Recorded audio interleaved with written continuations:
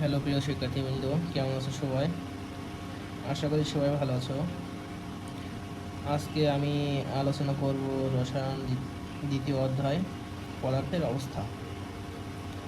এই অধ্যায়ের মূল যে টাইপগুলো আছে সেইগুলোর নাম আমি এখানে লিখে দিয়েছি।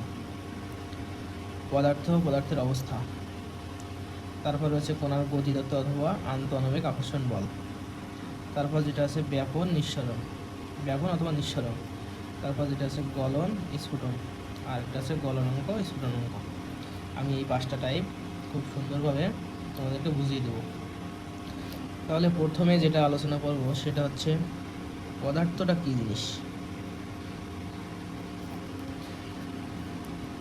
পদার্থ বলতে বোঝায় এটার একটা নির্দিষ্ট আকার আছে এবং এটা জায়গা দখল করে।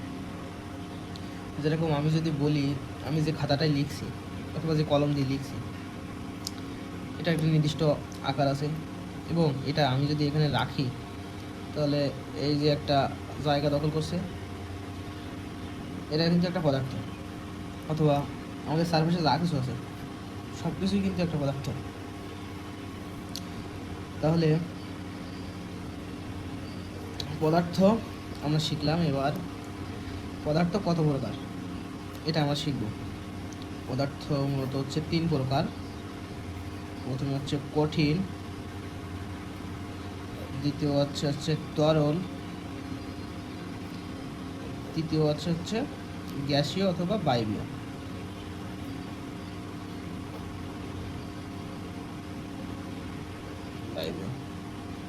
এবার আমরা দেখি কঠিন পদার্থটা কি, তরল পদার্থটা কি, গ্যাসীয় পদার্থটা কি। তাহলে কঠিন পদার্থ যদি উদাহরণ দিই তাহলে বলতে পারি যেরকম কলম, বরফ, তারপরে খাতা, এসব সবগুলো কিন্তু কঠিন পদার্থ। তাহলে আমরা যদি লিখি উদাহরণ দিই, যদি যেরকম বরফ, কলম, আর তরল পদার্থের যদি উদাহরণ দিই তাহলে পানি, তেল, এগুলো সব তরল পদার্থ। আর 3 নম্বর যেটা আছে গ্যাসীয় বা বায়বীয় পদার্থ, যদি আমরা বলি গ্যাস যেগুলো, যেরকম অক্সিজেন আমরা যেটা গ্রহণ করি, কার্বন ডাইঅক্সাইড যেটা আমরা ত্যাগ করি,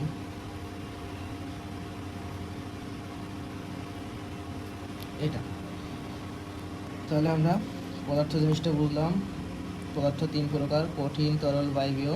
কঠিন পদার্থের ভিতরে রয়েছে বরফ, কলম, খাতা, পেন্সিল, এগুলো। তরল পদার্থের ভিতরে রয়েছে পানি, তেল, এগুলো। আর বায়বীয় বা গ্যাসের ভিতরে রয়েছে oxygen, carbon dioxide, sulphur dioxide, hydrogen dioxide, যে গ্যাসগুলো আছে এগুলো সবই গ্যাসীয় পদার্থ। এবার আমরা আলোচনা করব 2 নম্বর টাইপ নিয়ে, কণার গতিতত্ত্ব অথবা আন্তঃআণবিক আকর্ষণ বল। এবার আমরা যে পদার্থগুলো লিখছি, কঠিন, তরল বা গ্যাসীয়, এই সবগুলো পদার্থের ভিতরে একটা আকর্ষণ বল থাকে, সেটা হচ্ছে আন্তঃআণবিক আকর্ষণ বল। যেরকম যদি বলি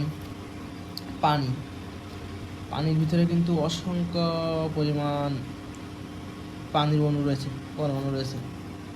সেগুলো যদি একটা পাত্রে পানি রেখি, এখানে কিন্তু অসংখ্য পরিমাণে অণু রয়েছে। এই অণুগুলোর ভিতরে যে আকর্ষণ বল সেটা হচ্ছে আন্তঃআণবিক আকর্ষণ বল। এবার কঠিন পদার্থের আন্তঃআণবিক আকর্ষণ বল কেমন, তরল পদার্থের আন্তঃআণবিক আকর্ষণ বল কেমন, গ্যাসীয় পদার্থের আন্তঃআণবিক আকর্ষণ বল কেমন, এইটা আমরা শিখব। তাহলে বরফ একটা কঠিন পদার্থ। এই বরফের যে আন্তঃআণবিক আকর্ষণ বলটা রয়েছে এটা খুবই দৃঢ়, মানে বরফের ভিতরে যে অণুগুলো রয়েছে এটা একটাকে আরেকটার সাথে খুবই শক্ত করে ধরে রাখে। এই যে আমি যদি এরকম দিই, তরলের ক্ষেত্রে এটা কঠিন অপেক্ষা তুলনামূলক একটু কম থাকে। আমি এমনি দেখালাম। আর বায়বীয়র ক্ষেত্রে যদি বলি, এটার অণুগুলো একটা অণু থেকে আরেকটা অণু খুব দূরে দূরে অবস্থান করে। এই যে, তাহলে আমরা যদি বলি কোন পদার্থের আন্তঃনৈমিক আকর্ষণ বল সব থেকে বেশি, তাহলে কঠিন পদার্থের আন্তঃনৈমিক আকর্ষণ বল সব থেকে বেশি, তারপর তুলনামূলক তরল পদার্থের বেশি, তারপর গ্যাসীয় পদার্থ। আমরা যেটা আলোচনা করবো সেটা হচ্ছে ব্যাপন ও নিঃসরণ। ব্যাপন ও নিঃসরণ, তাহলে ব্যাপন জিনিসটা কি আমরা শিখব। ব্যাপন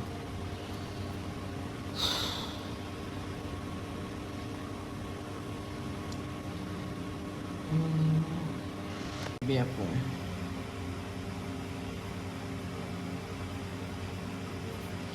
ব্যাপন কাকে বলে, আগে আমরা এটা শিখব। প্রথমে যদি আমি একটা উদাহরণ দিই, যেরকম আমরা যে পারফিউম ইউজ করি, তারপরে ধরো আমি একটা পানিতে কোনো রং অথবা কালি ছড়িয়ে দিলাম, তাহলে ওটা আস্তে আস্তে আস্তে আস্তে সকল জায়গায় কিন্তু ছড়িয়ে পড়বে। দেখো জিনিসটা ঠিক ওরকমই, যেরকম সংজ্ঞা যদি বলি, মানে উচ্চ ঘনত্বের স্থান থেকে নিম্ন ঘনত্বের স্থানের দিকে ওর যে কণাগুলো আছে সেটা স্বতঃস্ফূর্তভাবে ছড়িয়ে পড়বে। তাহলে উচ্চ ঘনত্বের স্থান থেকে নিম্ন ঘনত্বের স্থানে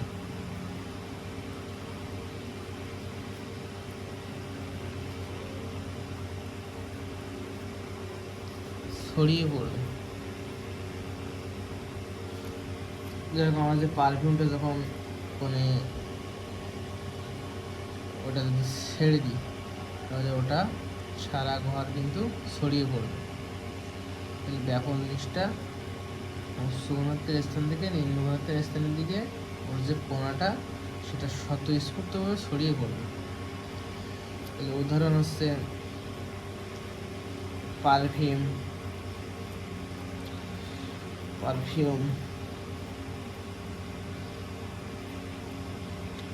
আর নিঃসরণ জিনিসটা কি, নিঃসরণ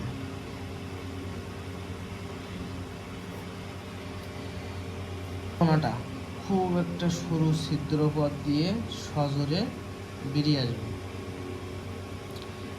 এটা অবশ্য সরু ছিদ্র পথ দিয়ে সজোরে বাইরে বেরিয়ে আসবে। এরকম আমি যদি একটা প্রথমে উদাহরণ দিই তাহলে সুবিধা হবে বুঝতে। আমরা যে বার্থডেতে যে বেলুন ফুলায়, বেলুন এটা যখন আমরা ফুলায় বড় করি তখন এটার আকার বড় হয়। বড় হওয়ার পরে যখন ছেড়ে দিই তখন কিন্তু ওই ভিতরে যে বাতাস, ওই বাতাসটা কিন্তু সজোরে মুখ দিয়ে বাইরে বেরিয়ে আসে। তাহলে নিঃসরণটা হচ্ছে সরু ছিদ্র পথে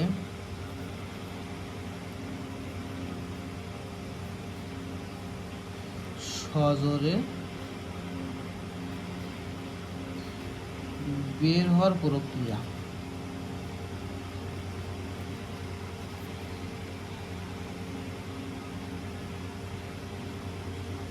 সজোরে বাইরে বের হওয়ার প্রক্রিয়া। অথবা আমরা যদি উদাহরণ দিই, আমরা যে সাইকেল চালাই, সাইকেলের চাকার ভিতরে যে টিউব থাকে এটা সবাই চেনো। আমরা যখন হাওয়া দিই তখন ওইটা আস্তে আস্তে আস্তে আস্তে ফুলে বড় হয়। এবার যখন আমাদের লিক হয়ে যায় তখন কিন্তু সরু একটা ছিদ্রপথের সৃষ্টি হয়। সেই ছিদ্রপথ দিয়ে ওই যে ভিতরে যে বাতাসটা থাকে ওইটা কিন্তু বাইরের দিকে বেরিয়ে আসে। তাহলে নিঃসরণ জিনিসটা সরু ছিদ্রপথে সজোরে বাইরে বের আসার যে প্রক্রিয়া, এটা হচ্ছে নিঃসরণ। তাহলে অথবা আমরা যে বাসায় যে গ্যাস সিলিন্ডার ব্যবহার করি, এটার মুখ যদি আমরা ছেড়ে দিই তাহলে ওর ভিতরে কিন্তু ওইটা আটকানো থাকে। এবার যখনই ছেড়ে দিই খুব চাপ থাকে ওর ভিতরে, ওই চাপ যখন ছোটো ছিদ্রপথ দিয়ে ও কিন্তু খুব মানে সজোরে বাইরে বেরিয়ে আসে, সেটা হচ্ছে নিঃসরণ। এবার আমরা যেটা আলোচনা করব সেটা হচ্ছে গলন আর স্ফুটন। তাহলে গলন স্ফুটন জিনিসটা কি? আমি যদি বলি গলনটা কি, গলন গলন জিনিসটা হচ্ছে, ধরো আমি একটা কঠিন পদার্থ যেরকম বরফ, আমি যদি বরফকে তাপ দিই, বরফকে যদি তাপ দিই বরফকে যদি আমি তাপ দিলে এই বরফটা কিছু সময় তাপ শোষণ করবে। তাপ শোষণ করার পরে কিছু সময় পরে গিয়ে এই বরফটা তরলে পরিণত হবে। এটা কিন্তু তরলে পরিণত হওয়া শুরু করবে। তাহলে এটা যদি আমি সংজ্ঞা বলি যে গলনটা কি, তাপ প্রয়োগ করে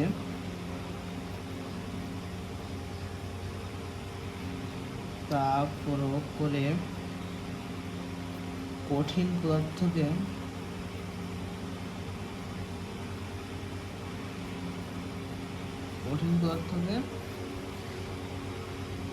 তরলে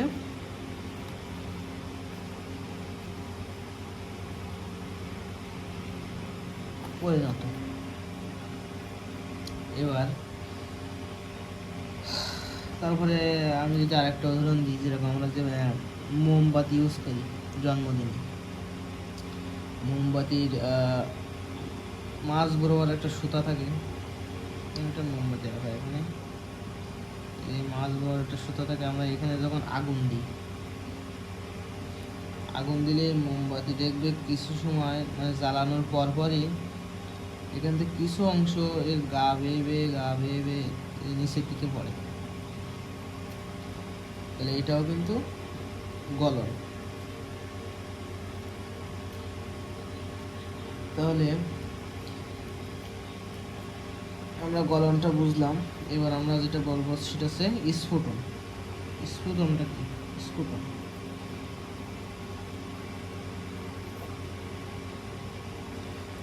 স্ফুটনটা হচ্ছে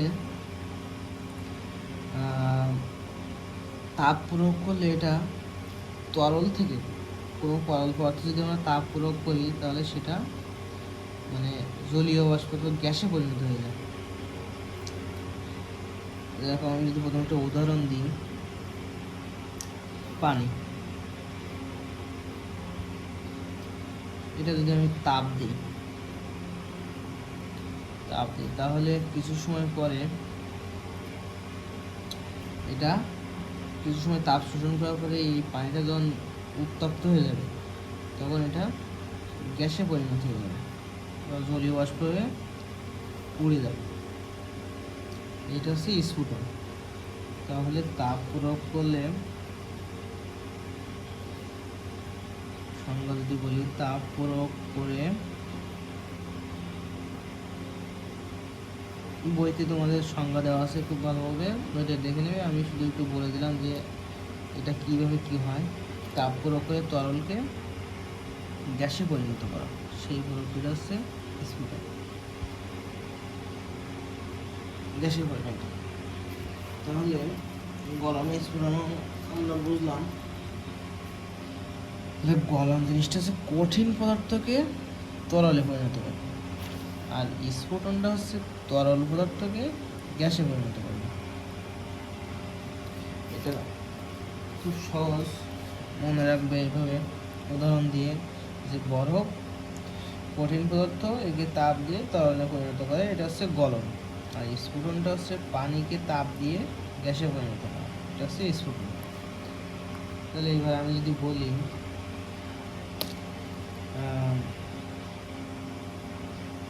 এই দুটো তো পড়লাম, এবার আমরা যেটা দেখবো সেটা হচ্ছে স্ফুটনাঙ্ক আর গলনাঙ্ক। স্ফুটনাঙ্ক, গলনাঙ্ক। গলনাঙ্ক এটা লিখি আমি, গলনাঙ্ক।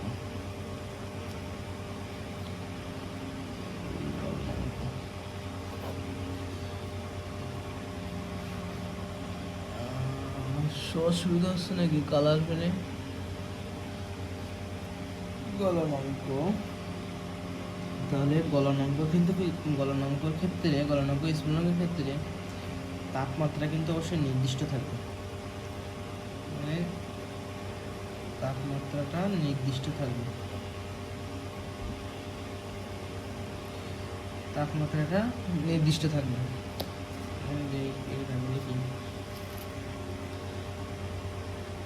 তাহলে এর সংজ্ঞা যদি বলি যে নির্দিষ্ট তাপমাত্রায় কোনো কঠিন পদার্থ, তাহলে কঠিন পদার্থকে তাপ প্রয়োগ করে তরলে পরিণত করা হয়, সেটা হচ্ছে গলনাঙ্ক। কারণ আমরা গলন দেখছিলাম যে তাপ প্রয়োগ করে কঠিন পদার্থকে তরলে পরিণত করা হয়, সেটা হচ্ছে গলন। আর গলনাঙ্কর ক্ষেত্রে একই কঠিন পদার্থকে তরলে পরিণত করবে, কিন্তু শর্ত হচ্ছে তাপমাত্রাটা কিন্তু নির্দিষ্ট থাকবে। তাহলে তাপমাত্রা নির্দিষ্ট থেকে কঠিনকে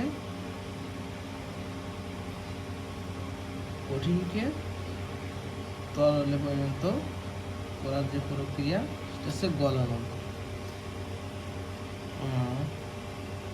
আমরা যে উদাহরণ দিয়েছিলাম বরফ, যে বরফকে কিছু সময় তাপ দেব, তাপ দেওয়ার পর এটা তরলে পরিণত হবে।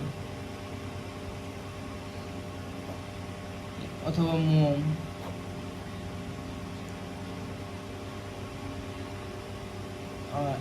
এই যখন তাপ দিই তখন কঠিন অবস্থা থেকে সে আস্তে আস্তে আস্তে তরলে রূপান্তর হয়, নিচে পড়ে, এটা হচ্ছে মোম। আর স্ফুটনাঙ্কটা কি? স্ফুটনাঙ্কটা হচ্ছে লিখি, এটা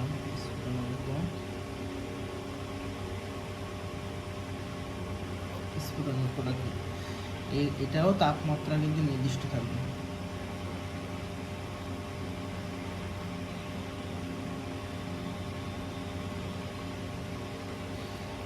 এটা হচ্ছে আমাদের স্ফুটনটা কি করছিলাম, যে তাপ প্রয়োগ করে তরলকে গ্যাসে পরিণত করা। স্ফুটনটা ওরকমই, যে তাপমাত্রা নির্দিষ্ট থাকবে এবং তরল পদার্থকে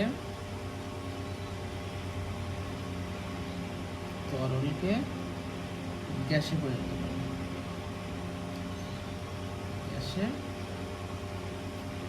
করবে, আমি যে উদাহরণ দিই, যে পানিকে তাপ প্রয়োগ করলে সেটা কিছু সময় তাপ শোষণ করে যখন 100 ডিগ্রি সেলসিয়াস অথবা 100 ডিগ্রি সেলসিয়াসের উপরে যাবে, তখন এটা বাষ্পে রূপান্তর হতে শুরু করে। তাহলে আমরা যে 5টা টাইপ ছিল, এই 5টা টাইপ খুব সুন্দরভাবে আলোচনা করলাম উদাহরণ দিয়ে। তোমরা এটা বই থেকে সংজ্ঞাগুলো একটু ভালোভাবে পড়ে নিবে আর এই উদাহরণগুলো মনে রাখবে, তাহলে তোমাদের খুব সহজ হবে। আর ভিডিওটা যদি ভালো লেগে থাকে তাহলে অবশ্যই লাইক, কমেন্ট, শেয়ার করবেন আর চ্যানেলটা অবশ্যই সাবস্ক্রাইব করে দেবেন।